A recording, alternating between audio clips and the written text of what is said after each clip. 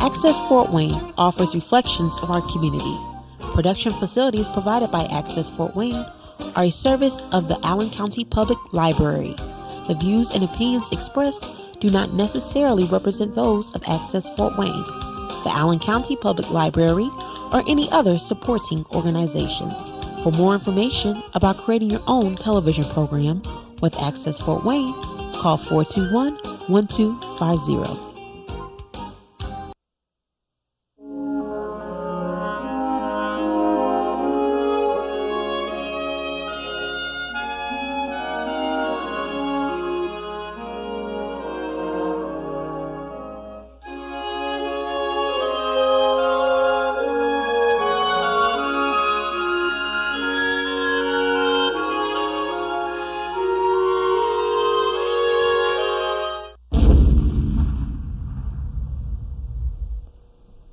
Hello, and welcome to our show, The American Veteran. I'm Dale Parrish, your host. Carl Fowler is our co-host.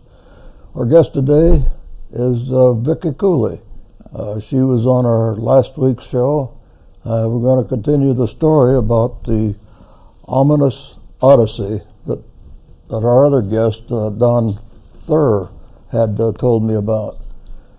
Last week's show, we was talking about how the Khouli family come to this country and decided to go back to Germany right at the most inopportune time, 1939. So we'll continue from there. Welcome to the show, both of you. Thank you. Yeah. Last week we left off, we was talking about how your dad was in the anti-aircraft, group, whatever you want to call them. But I remember in one of our shows recently, we had a Steve Dewald. He was a B-17 pilot. Uh-oh. And he was telling about, remember, Carl, they was talking about how the planes were just like a highway. Yeah, one right after another. I think he was the head of 36 planes, right. Just one right after another. And I remember your dad when he was on the aircraft group. He said he sat there and counted, and he got up to over 700 and some, and he quit counting then. But it was, I thought it that was just constant during the war, and we actually looked together. We were looking through pictures as he was writing the book. And we're looking at pictures of how Hamburg had been devastated. And just rubble everywhere. He said, look at this church. I remember us going here to this church, and then you'd see it all, the shell all open up. But they did an amazing job to rebuild and brought everything back. And in Berlin, my husband has cousins who live in Berlin. And so he's been to visit them lately and went to the Berlin Wall, and she took him around to all these areas. This was rebuilt and this was rebuilt. But they left enough so that they would not forget, that, like you said, you say freedom is not free. And so everybody had to sacrifice on both sides of the war. There were amazing sacrifices. Yeah. But we have this wonderful relationship with Germany now, of course, so that they're one of our strong allies. Yeah, and Japan. Mm-hmm. Yeah. I think Hitler made a mistake when he declared war on the United States. Yes, that wasn't his best move. Yeah. Another mistake was attacking Russia. Russia, I was just going to say that, yes. Yeah, your sleeping bear to the north there, you'd better let him lie. Miscalculation. I'm not defending Hitler in any way, shape, or form, but he didn't have too much choice in declaring war on the United States, because we had those convoys going to Britain, supplying them material, and he had to try to stop it some way with the U-boats. Yeah. So he didn't really have too much of a choice. He had to stop that supply some way or another. Well, wasn't he? So, like I say, I'm not defending him by any means. Wasn't he sinking those ships though before he even declared war? Well, he backed himself into a corner where you have no place to go. You have to. That's what got him into it. Yeah. So those things happen, and war is war, and nobody loves war. But things happen, and you got to go with the flow. My aunt she hated the crossing over. One of the things my dad said is they came on this really big ship, right? A huge ship coming over. But my aunt was still seasick coming over. And then she hated the English Channel. She said it's always choppy. Very and then rough. going back, she's like, oh, the ship is going to be smaller than the one that we had before. I'm going to be sicker. So it wasn't her best thing. But my dad loved the ships. He thought they were great. So... And I didn't get to show this last time, but I thought the costumes. My dad had a lot of pictures of the village that he was sent to, and the family that they stayed with in the country, and so these are the families that he stayed with in the country. Just amazing to go back, just that many years. My dad would have been 85 this year, and just to go back and see how different it was, and again he said they were so kind. The people in the country, they opened up their hearts and their homes to all the refugees. As the war was ending, there were all these people fleeing from the cities and trying to stay ahead of the Russians, because everybody knew that America treated people better than some other countries in the world. And so they knew the Americans would be fair, at least. And so, but the people of the countryside, as people were leaving and trying to get from one place to another, were so kind to, in a time of war, that they would feed them and allow them to have shelter and so on, at a risk, all the risks that people took during this wartime to help us, to help the Americans, and to help end the war. I noticed there's an awful lot of moving around. I mean, your grandfather would be moved someplace else, so he'd try to find a place for the family, right? And it was hard sometimes. And they did have some contacts in some cities. This is a picture of my grandparents having a family dinner. This is my grandmother here, my Oma, and this is my Opa. You can see how young they were. And so they had friends and family all over Germany, and some people that they had known here. And people had gone back and forth from Germany to the United States during all the time between World War I and World War II. It was a much more mobile thing. It was easier to go back and forth. And so there had been a lot of contacts that they had in Germany that they had known in the U.S. as well. Of course, 1939, things sort of, shut down a little bit then at that time. It was. Now, when your relatives was moved all over, separated, how did they keep in contact with one another? I mean, it was hard, because not like today when you have cell phones, right? And we talk about that too. Even the advent of cell phones, you can immediately know where, and they don't answer their cell phone. Where are they? Why aren't they there? But yes, they would send messages with people who were going in one direction or another, or they would mail word of mouth to among friends and contacts, as you call them. Or they would mail. They knew, like, there were people who lived in the neighborhood. My aunt, when she was trying to find her boyfriend after the war, some of their house had been destroyed in bombing. Her boyfriend's house, Werner was his name. But the people who lived in the neighborhood were still there. The girls in the neighborhood were still there. So she would mail them, or send somebody to visit them, and that's the old way of doing things. It was inefficient. Sometimes things took time. Yes.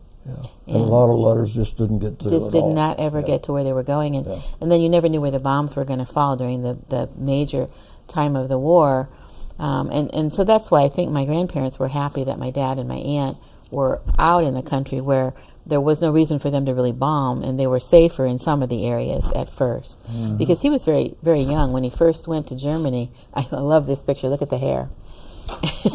When he first went to Germany. We all remember days like that. We laugh at the hair. And this is him a little bit later on. And so they were really young. And so this is what they knew. I don't even know how well they spoke German. I think they must have been fine, because my grandmother just spoke German, but they didn't like leaving America. They were all very unhappy about that scenario. But then as the war was winding down, and again, my grandfather was privileged to some information that other people didn't have. And so he would say to, like, he told my grandmother, he said, you need to leave now. You need to go here. But then again, she's like, well, I want to make sure my daughters are with me, and so it was a challenging time for everybody. She talked about walking across the fields for days, trying to get to get to where Opa wanted her to go, and to stay ahead of the troops that were advancing. And she said, one time she said, I thought I couldn't walk any farther. My feet are swollen. You have blisters on top of your blisters. I mean, she was a tiny woman, but imagine walking just in the country. You couldn't go by the roads all the time because it's not safe, So you're walking through fields. You get disoriented. You don't have enough to eat or drink, and you're using the restroom in the fields. And my aunt, one day, as they were walking, she was dressed as a boy, she was a beautiful young teenager. So to try to cut down on the risk, it looked better if you had a man traveling with you. And so she was dressed as a young man, had her long hair up under her hat. And she said to my grandmother, she said, we're those refugees that we used to feel sorry for. That's us. There's no difference. Here we are. We've lost everything. And my grandmother says, well, we haven't lost our lives, and we're doing what we have to do. Yeah. And let's just keep walking, Yeah.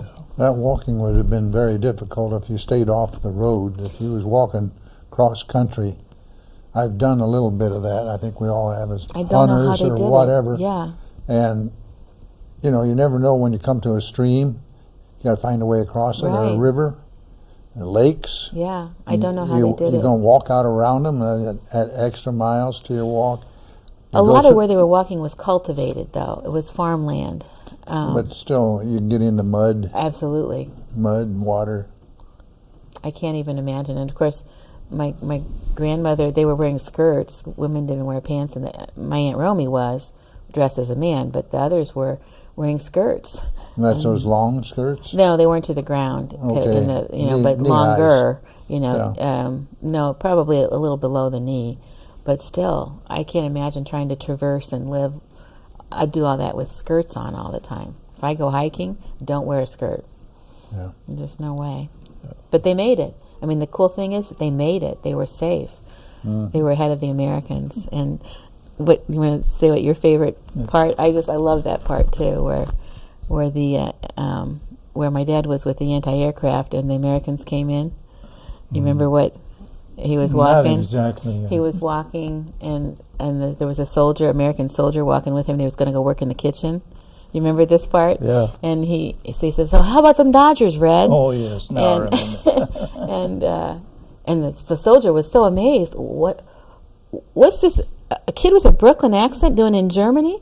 And so then he became kind of a pet. They would give him cigarettes, which he smoked almost till the day he died, which is not a good habit to start, but So here they are giving this skinny teenager, and with a Brooklyn accent. And so all the soldiers were just like, there's an American here. And so, he felt right at home.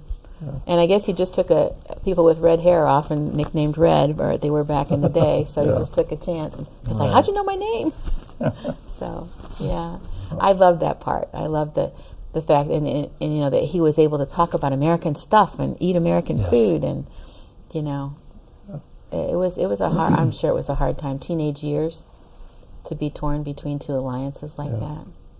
Yeah, they was amazed when they come across somebody speaking English like that. With a New York accent. I mean, that's the thing. Romy was walking down the road and an army truck come by, and she said, "Hey, how about a left?"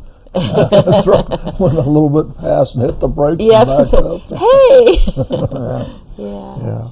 So they got the opportunity to leave, again, because they were citizens who just got caught up in the war. Then my dad and my aunt were older, and they got the opportunity to come back before the rest of the family did, and they jumped on. I mean, everybody they'd had it. They just were ready to come. Even my Oma. It's like, I made a mistake. This isn't a good thing. America's a better country. Let's go. So. Yeah. I noticed they was pretty kind to your grandmother into talking everybody into going back to Germany. Yeah. She blamed herself, of I course. think all her life she did. Yeah. Yeah, she always, especially for my dad's suffering, because she knew that he really didn't want to go and that he loved all things American, and that he suffered with his growth. He never got, just there was a lot of things that they regretted, but what do you do? And so to come back from after the U.S. soldiers took over, to come back from there, they had to have sponsorship. They had to have somebody sponsor them, and my grandmother's brother Emil, we called him Uncle Ana, was actually a nickname for Emil. But so Uncle Ana and his wife, my Aunt Ida, who was Italian, lived in New York, and they had one son, Nicky. And so they said, we will sponsor you all. We will, you come and you stay with us.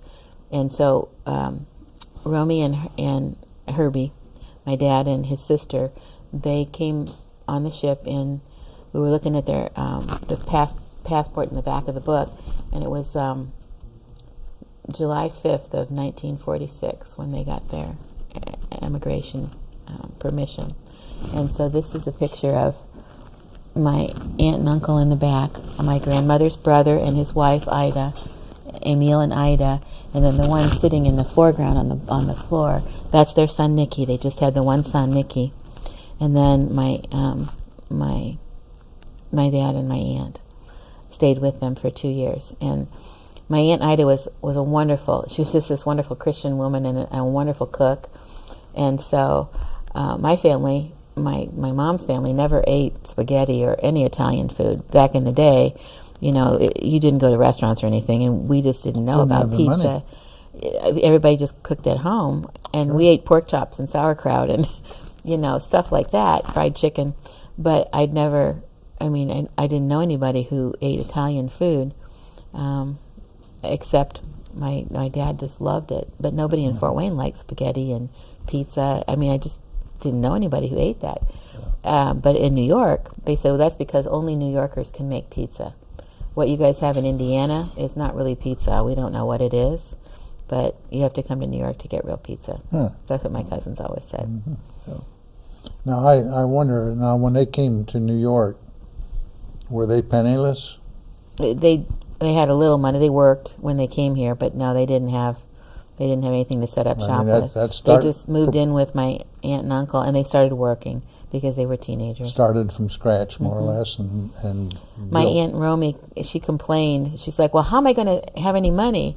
And it's like, well, you're going to pay this much money, for what you need to pay for, and then the rest of it you save, and then eventually you'll have some saved up.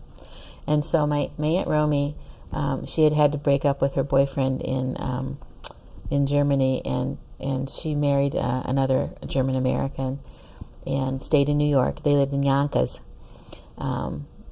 for all of our growing up years. We would spend a lot of time in New York, even though, because my dad, when he came here, met my mom, and they got married, and he just stayed here, and all her family was here. Mm-hmm. And he liked it here.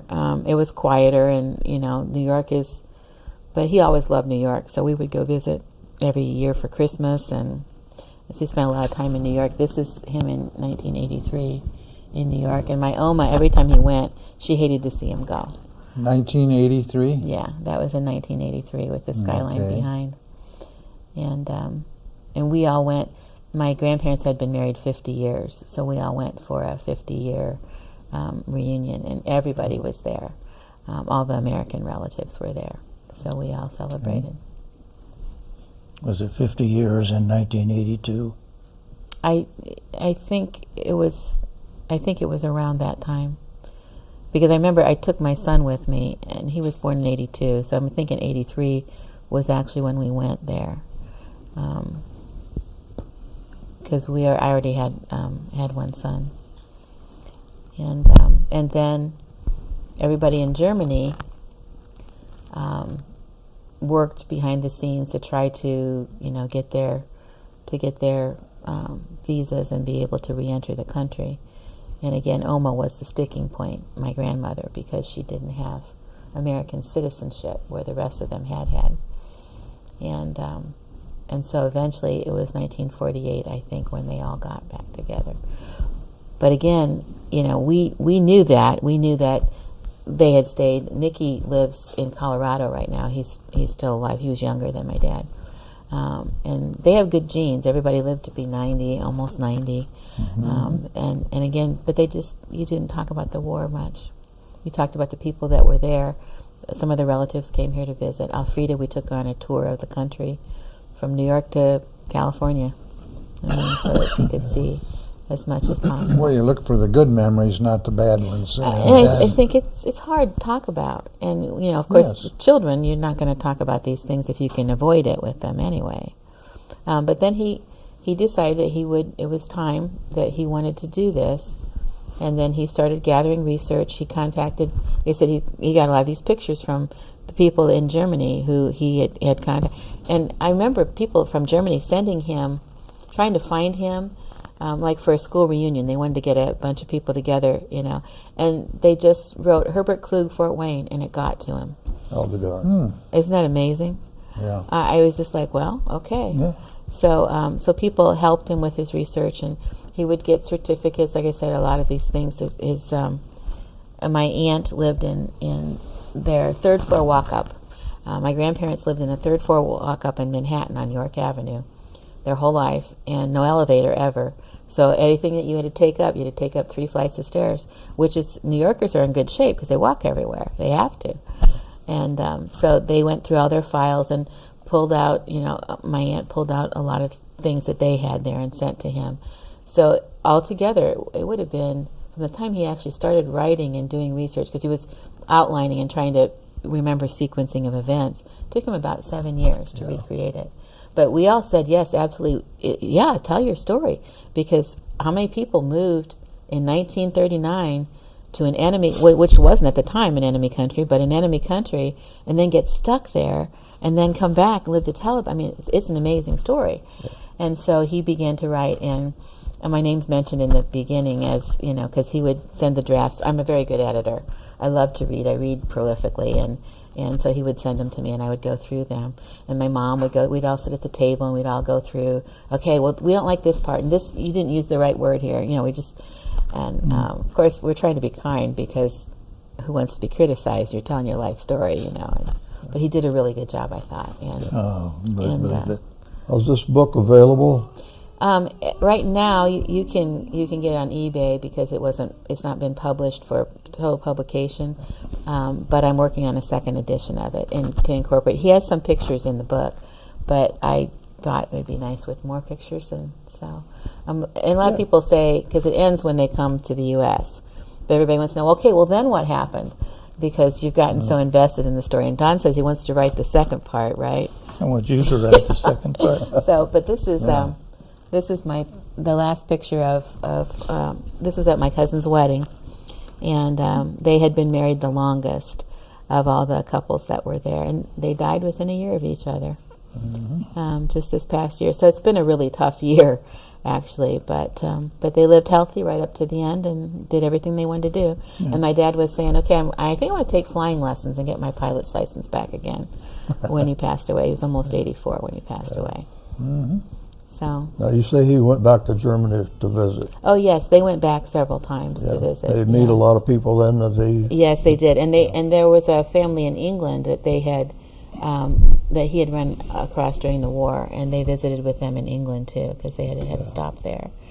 And my, like I said, my Aunt Alfreda came here. And my Aunt Hannelore, the youngest one, was the first one to die, actually, and she wanted to be buried in Germany. So they are, my Oma and my Opa and my youngest aunt are all buried in Germany. They took their ashes back.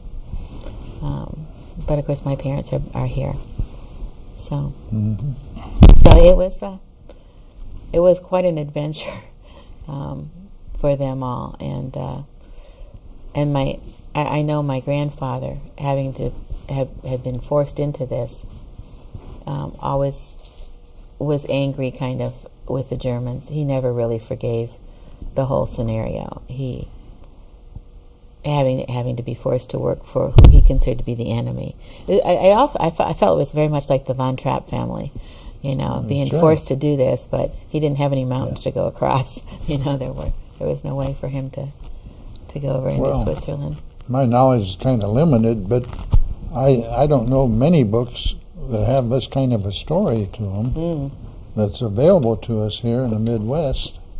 I sort of relate what you've been telling me. I worked with a individual from Germany. He was drafted as a youth, served in the German army, came here, and I worked with him at Dana Corporation. And he didn't speak much English when he got here. Consequently, he used lots of four-letter words, cuss words, lots of slang. Isn't that funny how that's the first thing that you learn? Yeah, and about every third word he would speak would be a cuss word. Oh, dear. But I knew him for over about 25 years, and gradually his language kept improving and improving and improving over the years. And so he got pretty good. He's deceased now, but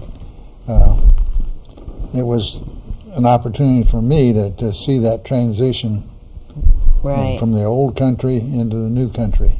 And when my grandmother got older, they had the cutest German accents. My grandparents did. Of course, my parents and my aunt and uncle, they all were born in here, so they all had a perfect New York accent, But I remember when my grandmother got older and her memory started going a little bit, she forgot how to speak in English. And I never had been really fluent in speaking in German, but I remember that she would talk to me in German and I would answer her in English. She still understood it, so we got by. So that duality of the language worked out really well. And my cousins didn't speak as much German as I did, but I like languages. And that's I studied Chinese last year just for fun. Yeah. Vicki, we got a couple minutes yet. Is there anything you'd like to close with? I don't know. Is there any story that we didn't talk about, Don, that you can think of that was particularly good? I think we've covered it pretty thoroughly. And most of the high points. Like I said, it's a really, really good read, and I enjoyed being involved in the making of it. My name's in the beginning of the book, but my project this year is to incorporate more pictures and then to write, like I said, an epilogue and a little bit more in-depth epilogue. And this is what happened afterwards. Yeah. And you really can say, the cool thing is that you go through the fire, you go through these terrible times, and they leave you changed. Wartime, it absolutely leaves you changed, and it changes your family's history. People make decisions that they wouldn't have made otherwise. But in the end, you can say they lived happily ever after. Everybody, everybody took from it a lesson of different types. And it toughened them. It absolutely did. My grandmother, she used to just shake her fist and say, "Why do these things happen?" I think she was mad at God, which a lot of people, say, how can things like this happen? And I think the thing to take, and as you read my dad's book that comes out too, the thing you take away from it is don't forget what people are capable of, and don't let it get to that point again. That inner strength. Those lessons to say, we have to stand up for each other. We have to do the right thing as much as we can. We have to help in all these little ways. Well, I hope someday it's made into a movie. I think it'd make a great one. I think that would be good We're too. out of time. Thank you for having me. Vicki, thank you very much for coming on the show. Thank you for inviting me too. I hope you enjoyed the show. It was much different than usual. Remember, if you meet a veteran or someone in uniform, just walk up, shake their hand, and say thank you for your service. Thank you, and good night.